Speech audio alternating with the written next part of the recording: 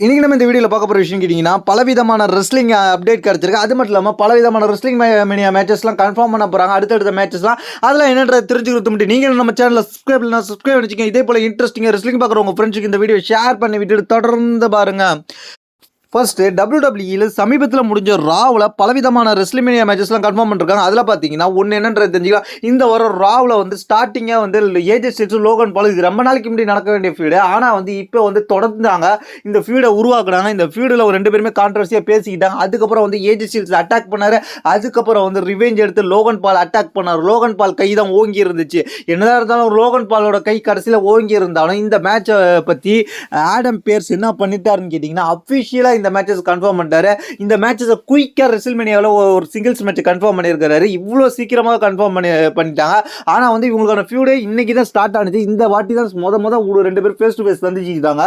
இந்த ரெண்டு பேர் சந்திச்சுக்கிட்ட உடனே வந்து இவங்களோட மேட்சை கன்ஃபார்ம் பண்ணிட்டாங்க. இந்த மேட்ச் வேற லெவலாக இருக்க போகுது ரெஸ்ல்மேனியாவில் அப்படின்றது இப்போதைக்கு தெரிஞ்சுக்கங்க. நம்ம அடுத்த பார்க்க போகிற விஷயம் கேட்டிங்கன்னா இன்டர்கான்டல் சாம்பியன்ஷிப் பற்றி பார்க்க போகிறோம். இப்போ வந்து ஒரு ஃபியூடு உருவாகிருக்கு இன்டர்கான்டல் சாம்பியன்ஷிப்புக்கான ஃபியூடு. இந்த ஃபியூடு வந்து இப்போ தொடர்ச்சியாக வந்துகிட்டு இருக்கு. ஏற்கனவே வந்து பென்டா வந்து இன்டர்கான்டல் சாம்பியன்ஷிப்புக்காக பேரன் பேக்கரை மோதினாரு. அந்த மேட்ச் வந்து டிஸ்குவாலிஃபிகேஷன் பண்ணி முடிஞ்சிருச்சு. ஜட்மெண்ட்டை உள்ள புந்ததுனால அதுக்கப்புறம் இந்த வாரம் லாஸ்ட்டாக நடந்த ராவில் பார்த்தீங்கன்னா என்ன நடந்துச்சுன்னு கேட்டிங்கன்னா ஒரு டாக்டி மேட்சஸ் நடந்துச்சு. அது யாருக்கு பேரன் பேக்கர் அண்ட் பென்டா வர்சஸ் ஜட்மெண்ட் டே சேர்ந்த டாமினிக் அண்ட் ஃபின் பாலர் இவங்களுக்குள்ள நடந்துச்சு. இந்த மேட்ச்சில் வந்து இந்த மேட்ச்ல டிஸ்ட்ராக்ட் பண்ணிடுவாங்க. பென்டாவை தள்ளி விட்டு பேரன் பேக்கர் ஸ்பியர் போட்டுருவாரு. அதுக்கப்புறம் என்ன நடந்துச்சு இந்த மேட்ச்ல வந்து பென்டா தோத்துருவாரு. இதோட பேக் சைட்ல இவங்க போய் ஃபைட் பண்ண ஆரம்பிச்சிட்டாங்க. அந்த இடத்துல வந்து தடுத்துருவாங்க. இதன் மூலமா என்ன தெரிய வருதுன்னு கேட்டிங்கன்னா ரெஸ்ல்மேனியாவில் பென்டா வர்சஸ் பேரன் பேக்கர் வர்சஸ் ஃபின் பாலர் இவங்க மூணு பேருக்கும் ஒரு இன்டர்கான்டினென்டல் சாம்பியன்ஷிப் மேட்ச் நடக்கலான்ற மாதிரி இப்போதைக்கு ஒரு பெரிய ரூமர் போயிட்டு இருக்கு. நடந்தா அந்த மேட்சும் வேற லெவலாக இருக்கும். அடுத்ததாக இப்போதைக்கு WWE ஒரு பழைய ஸ்டோரி லைனை கொண்டு வந்திருக்காங்க. அது மட்டும் இல்லாமல் இப்போ இந்த ஸ்டோரி லைனை எதுக்கு கொண்டு வந்தாங்கன்னு கேட்டிங்கன்னா இவங்களோட ஃபியூடு ரொம்ப ஒஸ்ட்டாக போயிட்டுருக்கு. ஆடியன்ஸால் ஏற்றுக்க முடியாத அளவுக்கு போயிட்டுருக்கு. ஏன்னா ஆடியன்ஸை பூ பண்ண ஆரம்பிச்சிட்டாங்க. இதை மீண்டும் எடுக்கும் விதமாக இந்த ஸ்டோரி லைனை WWE மீண்டும் கொண்டு வந்திருக்காங்க. அது என்னன்னு கேட்டிங்கன்னா இது சொதப்பல் காரணமாக இப்போ WWE விண்டேஜ் ஸ்டோரி லைனை கொண்டு வந்திருக்காங்க. அது என்னன்னு கேட்டிங்கன்னா ட்ரிபிள் ஹெச்சை கெட்டி போட்டுட்டு ஸ்டெப்னி ரேண்டி அட்டாக் பண்ணுறாங்க. இந்த பிக்சரை பார்த்தா உங்களுக்கு தெரியும். இந்த ஸ்டோரி லைன் தான் ரீக்ரியேட் பண்ணும் விதமாக இந்த இடத்துல ஜிம்மியை அட்டாக் பண்ணுறதுக்காக ஜேயூஸை கெட்டி போட்டுட்டு ஜிம்மியை வந்து அட்டாக் பண்ணுவார்.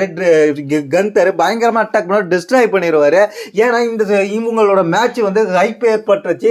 ஒரு கட்டத்தில் வந்து ராயல் ரம்பிள் வின்னரான ஜேயூஸை வந்து யார் சாய்ஸ் பண்ண போகிறா ரெஸ்ல்மேனியா மோதுறதுக்குன்றப்போ வரைக்கும் நல்லா பவராக இருந்துச்சு. அதுக்கப்புறம் கந்தர் தான் சூஸ் பண்ணோடனே இந்த ரெஸ்ல்மேனியா மூமெண்ட் வந்து அப்படியே வந்து டவுன் ஆக ஆரம்பிச்சிச்சு. ஜேயூஸோவுக்கு இந்த ரெஸ்ல்மேனியா வந்து அப்படியே குறைஞ்சு போச்சு. அதனால ஜேயூஸோட மெயின் ஈவெண்ட் இங்கே பறிக்கப்பட்டுச்சு. அதனால இப்போ ஜேயூஸோ இந்த ரெஸ்ல்மேனியா ஜெயிப்பாரான்ற ஒரு கேள்விக்குறி ஏறிச்சு. மீண்டும் இந்த ஸ்டோரி லைனை இன்ட்ரெஸ்டாக கொண்டு போகணும். ஆடியன்ஸ் ஜேயூஸோ பூப் பண்ணதை மீண்டும் மீட் எடுக்கணுன்றதுக்காக தான் இப்படி ஒரு சென்டிமெண்டான ஸ்டோரி லைனை கொண்டு வந்திருக்கிறாங்க. இந்த சென்டிமெண்டலான ஸ்டோரி லைன் மூலயமாக தான் ஜேயூஸோ ரொம்ப ஆக்ரோஷமாயிட்டாரு தன்னோட பிரதரை ஜிம்மி யூசோவை கந்தர் அட்டாக் பண்ணதுக்கு. அதுக்காக இந்த ஸ்டோரி லைனை மீட் எடுக்கும் விதமாக தான் இந்த பழைய ஸ்டோரி லைனை உள்ள விட்டுருக்காங்க. அது அப்படின்றது இப்போதைக்கு தகவல் கிடைச்சிருக்கு. இதை பற்றி உங்களுடைய கருத்துன்றது கீழே உள்ள கமெண்ட்ஸ் கமெண்ட்ங்க. தேங்க்ஸ் ஃபார் வாட்சிங்.